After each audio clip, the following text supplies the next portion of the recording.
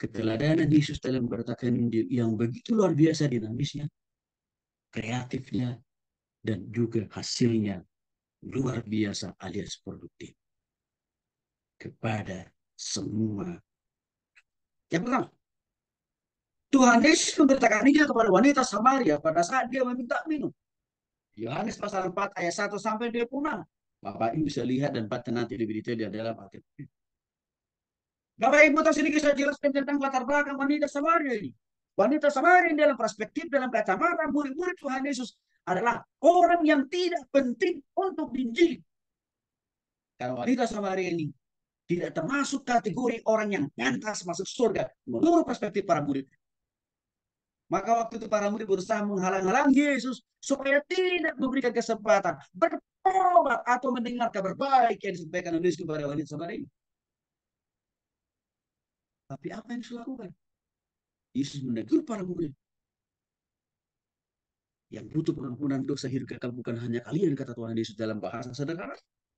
Injil itu dibutuhkan semua suku bangsa. Apapun warna kulitnya. Bukan hanya kalian, kata Tuhan Yesus kepada para murid. Maka dia menerobos aturan yang dibuat oleh para murid. Itu Bapak Ibu.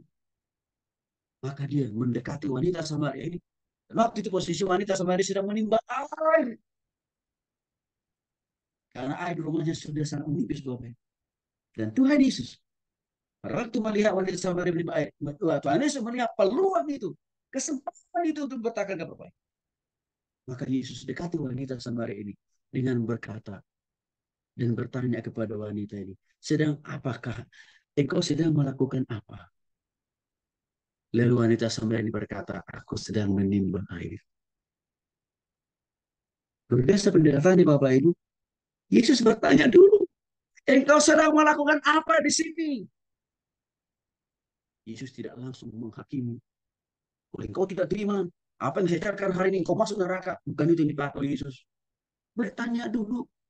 Kalau dulu, pendekatan dulu. Bangun relasi dulu Bapak Ibu. Dengan bertanya, apakah yang sedang kau lakukan? Aku sedang menimba air. Setelah itu Bapak Ibu, lalu Yesus mengatakan, bolehkah aku meminta sebagian daripada air yang kau punya? Wanita Samaria mengatakan dengan senang hati. Wah, arti sudah ada komunikasi yang baik. Ada relasi yang baik. Lalu Yesus pun singkat ceritanya dikasih minum oleh wanita Samaria ini. Setelah Yesus minum, lalu Tuhan Yesus katakan, aku juga punya air kehidupan.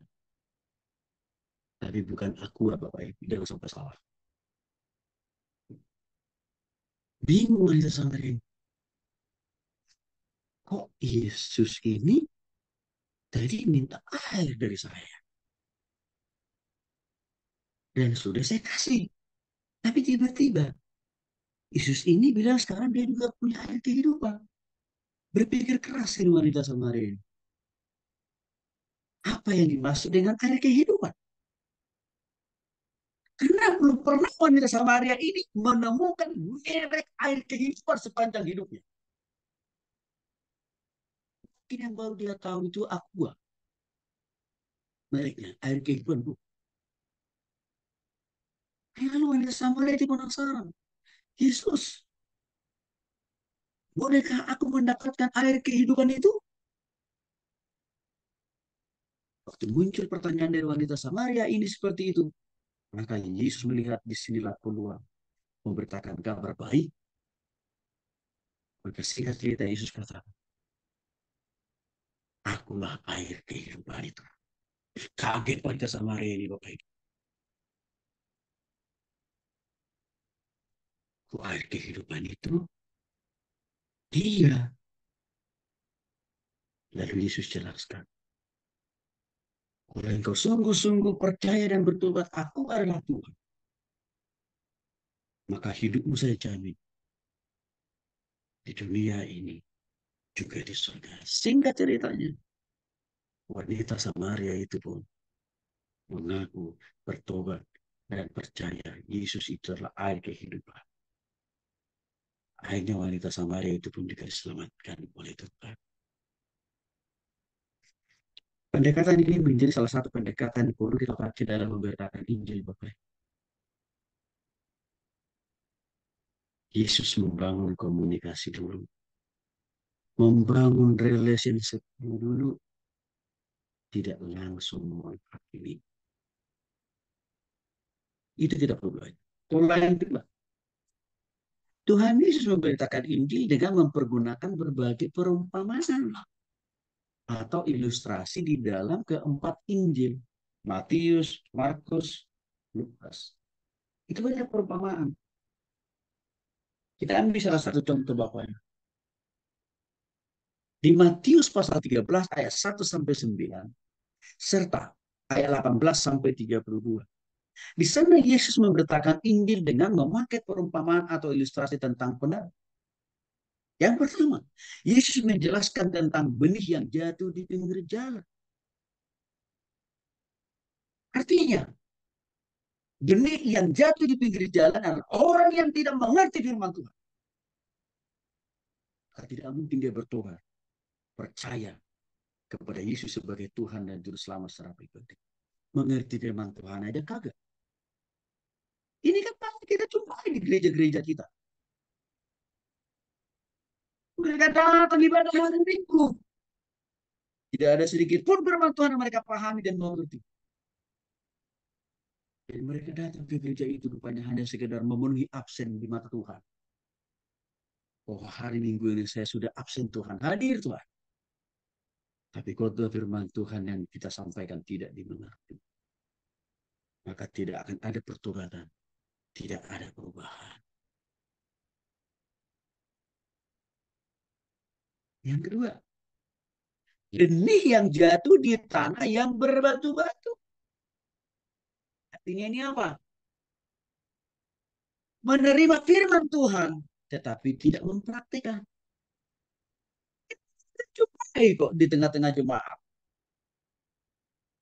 Apalagi kalau khotbah kita itu bicara masalah berkat, berkat, berkat, berkat, berkat. Apalagi kalau berkat yang kita sampaikan yang kita khotbahkan itu melulu di seputar happy.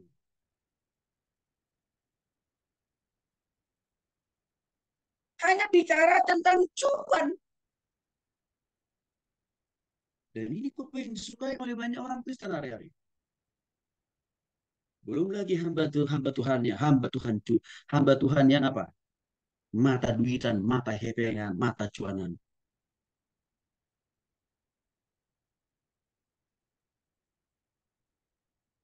Senang mendengar khotbah begitu, tapi tidak ada pertobatan, tidak ada perubahan.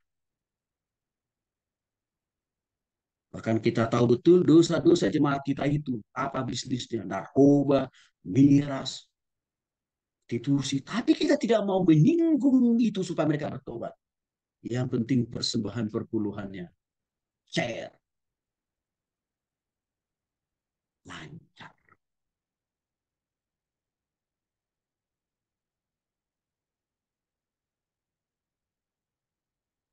Ini juga, ini adalah gambaran tipe orang yang lagi-lagi tidak mengalami pertobatan.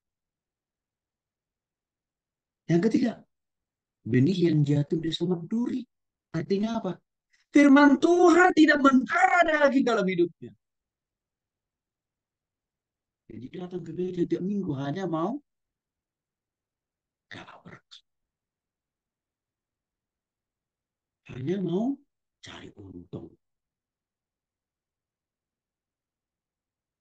Hanya mau terima yang dia suka, yang dia mau. Soalnya kadang-kadang kita hamba Tuhan juga yang membuat itu. Karena jenis Injil, firman Tuhan yang kita sampaikan tidak menuntut orang pada pertobatan, pada perubahan. Sehingga kadang-kadang apa? Jemaat itu menganggap, ya kok Bapak Pendeta juga sih yang membuat saya memiliki motif yang bengkok datang ke gereja. Tidak lain, tidak bukan hanya mau memburu berkat. Ini kan terlihat Bapak. Dengan sekarang kita bisa melihat ada banyak khotbah-khotbah di YouTube, di TikTok. Ya hanya mengenakan di kuping. Tapi tidak pernah menobatkan dan mengubahkan.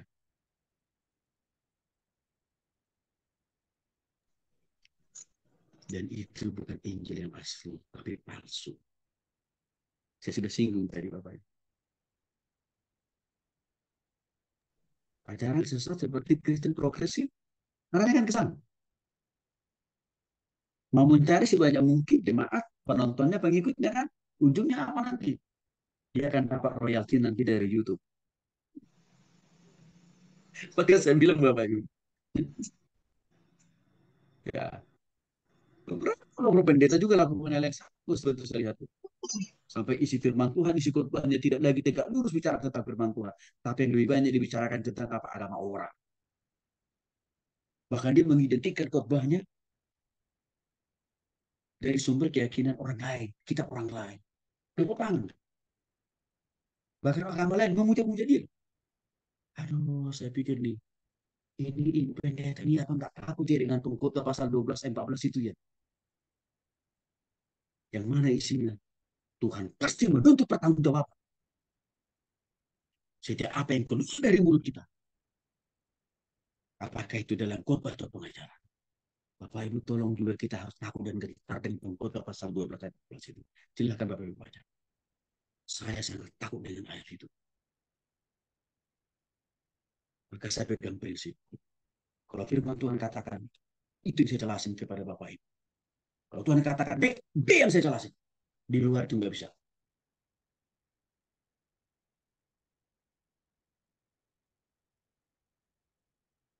Itu benih yang jatuh di semak bui. Tidak mengubahkan. Benih yang terakhir. Yang jatuh di tanah yang baik. Siapa ini? Firman Tuhan yang kita sampaikan. Injil kabar baik yang kita beritakan kepada mereka. Jemaat itu pahami dengan baik. Mereka mengerti, mereka dengar, mereka bertobat dan mereka lakukan.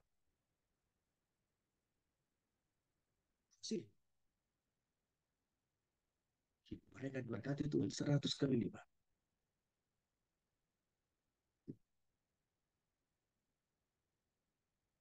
Tapi dimulai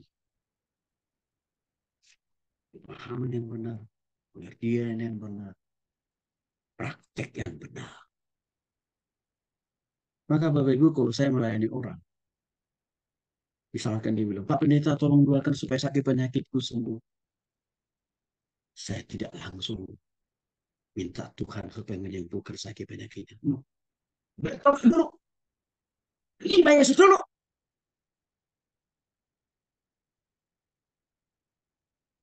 Memangnya kau kira Tuhan Yesus itu bemper, berserap? Bukan. Yesus itu Tuhan. Ya, saya bilang, saya nggak mau menjadikan Yesus itu hanya menjadi alat bagi Bapak Ibu. Gak mau saya. Coba dulu.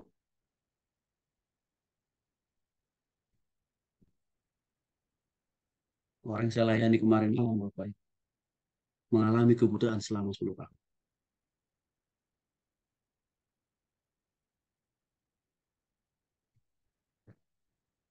Maka suaminya bilang, Pak Pendeta tolong layani keluarga aku, istriku. Oke sih. Tapi saya bilang, saya tidak akan pernah meminta dan berdoa supaya Tuhan pulihkan penglihatan mata istri Bapak atau ibu saya. Kalau bertobat. Karena seringkali sakit penyakit itu terjadi. Karena kita belum sungguh-sungguh bertobat. Nah, belum sungguh-sungguh. Maka Tuhan izinkan sakit penyakit itu. Maka syaratnya saya bilang, kalau mau dipulihkan oleh Tuhan, kalau mau diberkati Tuhan, bersama pekerjaan misi kita. Saya bilang, maka selalu saya tantang dia. Ayo sungguh bertobat. Saya mau nggak melepaskan semua kebiasaan-kebiasaan lain. Itu tak.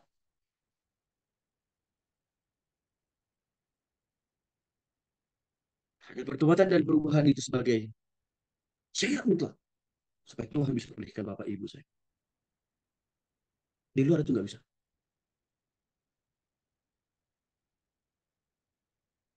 Bapak Ibu, seringkali kita kecewa.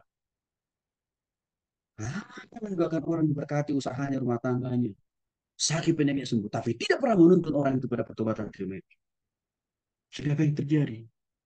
Tidak pernah ada perubahan, tidak pernah ada pertobatan, dan juga apa, tidak pernah terjadi kesembuhan dan pemulihan. Karena saya kira Tuhan Yesus dari sekian banyak orang yang disembuhkan dari berbagai sakit penyakit, dicatat baik-baik dalam 4 Injil, Matius, Markus, Lukas, selalu diawali dengan apa? Boleh engkau bertobat dan percaya kepada aku. Hari ini juga engkau sembuh. Bapak Ibu perhatikan, itu selalu kata-kata yang keluar dari bibir dan mulut Tuhan Yesus. Kalau engkau bertobat dan percaya kepada aku, hari ini juga engkau pulih. Hari ini juga engkau bisa berjalan. Hari ini juga engkau bisa melihat. Saya percaya itulah metode yang paling sempurna kalau kita mau mendoakan sakit penyakit orang. Mulai dari bertobat.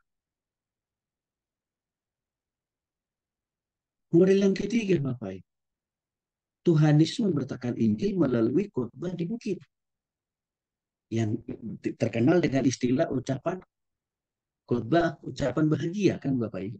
Di Matius pasal 5 ayat 1 sampai 12.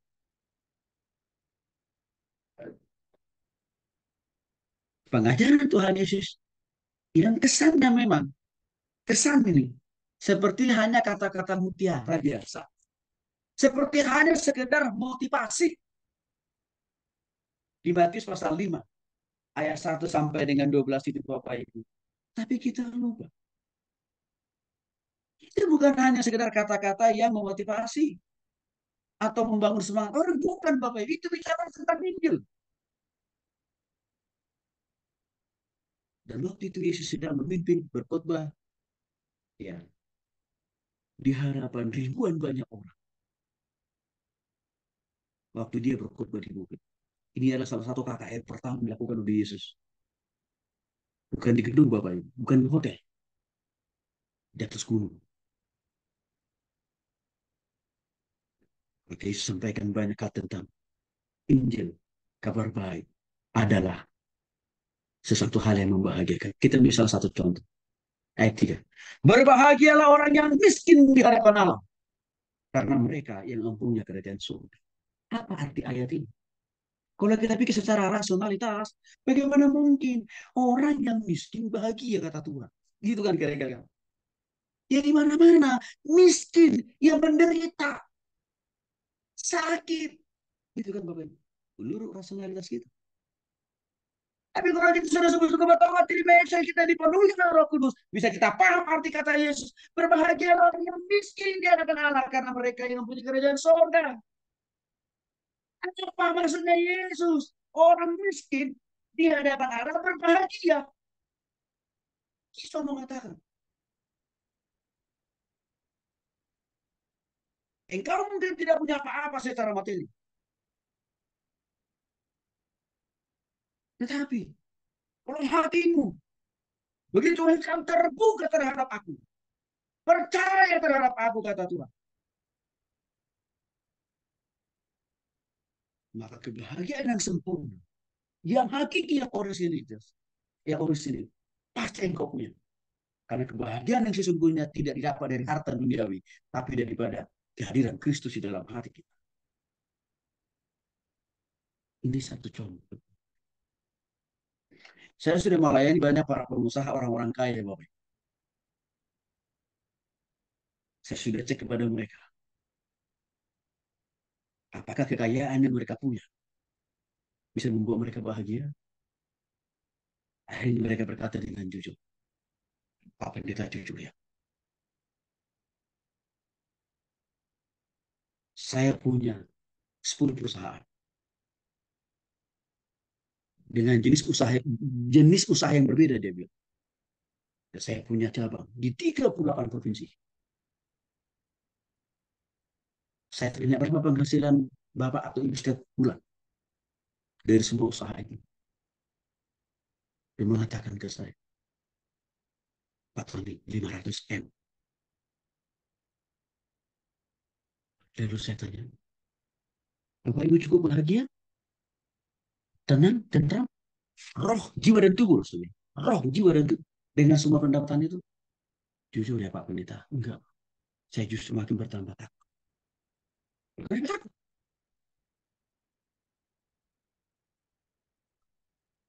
Banyak. Pendapatan banyak. Udah tahu Pak. Itu minimum, Pak. Ketakutan, kecemasan, kekhawatiran itu semakin turun, Pak. Tidak ada henti-hentinya. Mengalir dan mengalir dari waktu ke waktu di hati dan pikiran. Sampai keluarga ini menunjukkan foto waktu pertama kali mereka menikah. Dia mau menjelaskan kepada saya perbandingan keadaan tubuh keluarga ini waktu pertama kali menikah. Setelah mereka sekian tahun berumah tangga, yang mana dalam masing-masing hari ini usaha mereka luar biasa. Saya kaget. Karena kenapa? Keadaan tubuh suami istri ini setelah makin mendapatkan banyak kekayaan, kurusnya luar biasa dibanding waktu mereka pertama nikah. Karena tidak mengalami ketentraman, kedamaian, ketenangan di dalam jiwa dan tubuh mereka. Maka saya katakan kepada mereka, Bapak Ibu tahu kenapa harta kekayaan dan aset itu tidak serta-merta memberikan kedamaian, ketentraman di dalam hati dan pikiran Bapak Ibu. Oh, kami tidak tahu Pak Pendeta. Kami juga bingung. Padahal kami tidak ada kekurangan secara ekonomi. Sebabnya adalah hanya Yesus. Satu-satunya yang memberikan, yang menciptakan kedamaian dan ketentraman di dalam jiwa dan tubuh Bapak Ibu. Maka untuk itu Bapak Ibu harus percaya kepada Yesus. Pertama pada Yesus. Supaya kedamaian yang sejati, ketentraman yang paripurna daripada Tuhan Yesus sendiri, Bapak Ibu bisa dapat. Caranya gimana Pak Pendeta? Oke. Sekarang saya tuntut Bapak Ibu berdoa. Buka hati, buka pikiran. Terima Yesus. Kadang-kadang kita berpikir kalau sudah kaya raya, sudah selesai lah, sudah masalah itu. Enggak loh Bapak Ibu. Kecemasan, kekhawatiran, itu banyak dialami oleh orang-orang kaya. Itu saya sudah lihat sendiri. Maka, Ibu saya katakan kepada kita, kabar baik Injil Kristus juga dibutuhkan banyak orang kaya. Kabar baik Injil Kristus dibutuhkan banyak orang-orang berpendidikan, bahkan juga termasuk para pejabat. Maka saya harap Bapak Ibu menjadikan juga menjadi target penginjilan. Bapak Ibu di dalam 4 Injil Yesus, pengalaman Yesus memberitakan Injil cukup banyak di sana. Bersamaan dengan dia menyembuhkan orang yang buta,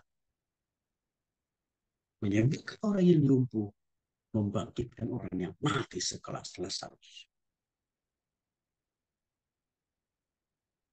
Jangan lupa, Yesus tidak hanya sekedar menyembuhkan sakit penyakit orang ini. Tidak Bapak Ibu, Yesus tidak hanya sekedar memberkati rumah tangga usaha bisnis orang-orang yang lainnya. Yesus tidak hanya sekedar mau menghidupkan masa bukan hanya itu pesannya. Tapi pesan pertama dan yang utama dari semua, mujizat kesembuhan yang dilakukan oleh Yesus adalah supaya orang lebih dan percaya kepada Yesus. Itu dulu yang pertama. Pemulihan dan kesembuhan mujizat itu datang mengikutinya.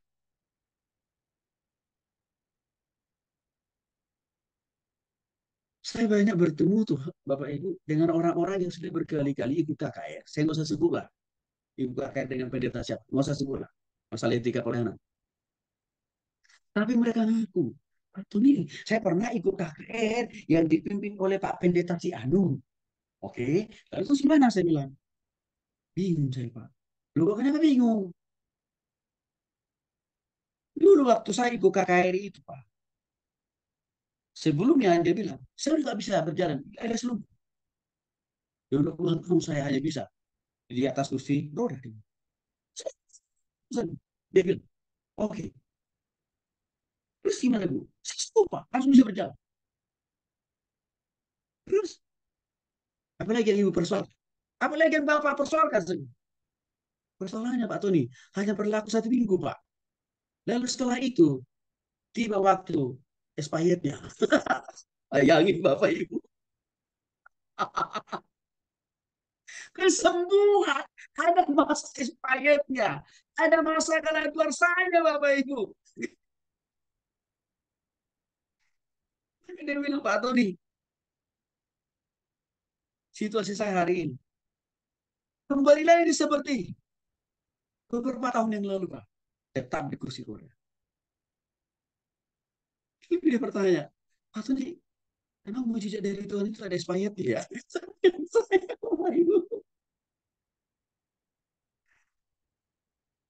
Dari kisah yang saya baca, saya pelajari baik-baik di Alkitab, khususnya apa yang dilakukan oleh Yesus. Saya menemukan lebih banyak. Setiap orang yang disembuhkan, dipulihkan oleh Yesus itu total. Tapi memang begini saya bilang. Syarat setiap orang yang dipulihkan dan disembuhkan oleh Yesus itu adalah orang itu dipulihkan dulu secara rohani. Bertobat dulu. Percaya dulu kepada Yesus sebagai Tuhan selamat. Baru disitulah mujizat itu. Saya tidak tahu sumber kesembuhan mujizat apa yang dari mana ditawarkan kepada Bapak dan Ibu. Tapi ya sudah, nggak usah kita memperdebatkan masalah itu lagi karena ya biarlah yang lama sudah berlalu. Apa yang Bapak Ibu harapkan dari saya? Pak Tony, kami bersungguh-sungguh sembuh secara rohani, sembuh secara jasmani. Oke, maka kita mulai dulu penyembuhan secara rohani. Caranya gimana Pak Pendeta? Bertobat sungguh-sungguh terima Yesus. Harus sungguh-sungguh ya bertobat ya. Harus sungguh-sungguh berubahnya ya. Siap nggak saya? Siap. Dan lain juga semua. Masalah kesembuhan jasmani itu urusan Tuhan. Bisa juga itu terjadi waktu saya tuntun Bapak Ibu bertobat terima Yesus. Yang ini ya. Tapi bisa juga kesembuhan jasmani itu nanti berjalan di kemudian hari. Artinya apa? Bukan sekarang, besok, lusa, minggu depan, bahkan tahun. Masih tetap percaya sama Tuhan saja. Kalau Bapak Ibu ragu, saya nggak bisa membimbing, melayani Bapak Ibu. Nggak bisa saya. Karena kenapa? Hanya orang yang sungguh-sungguh berdoa dan percaya tetap kepada Yesus. Yang pasti dipulihkan, disembuhkan Yesus.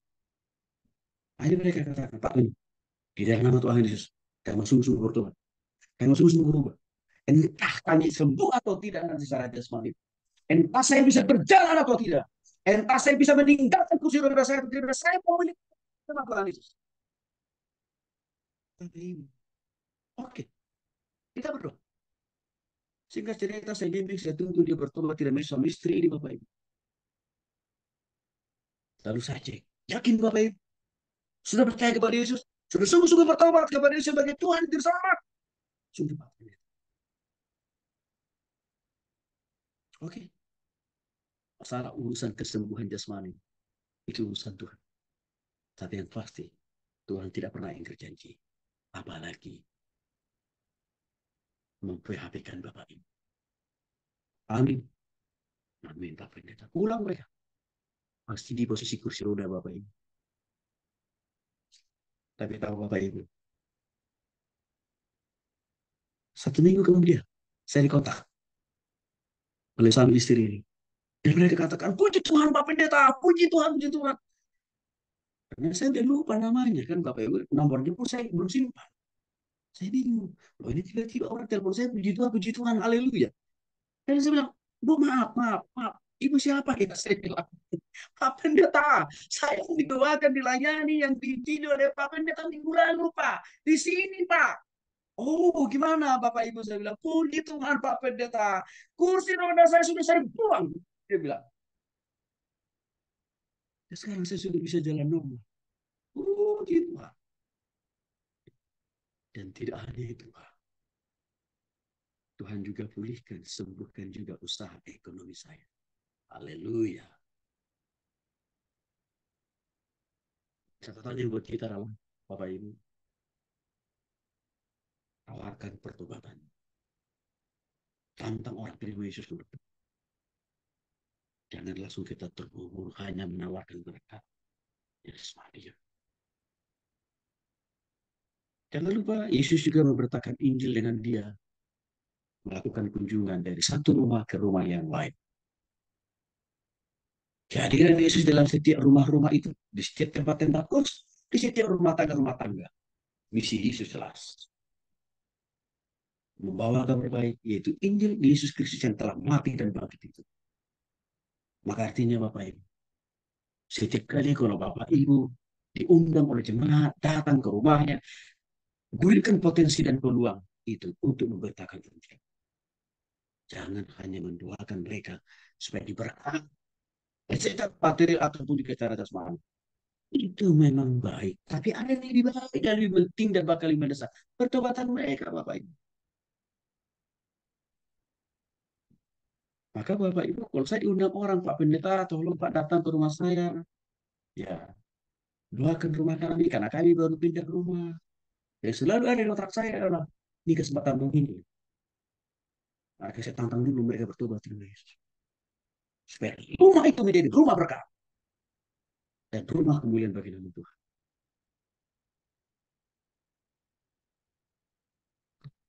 Ini yang harus menjadi titik fokus berpikir kita.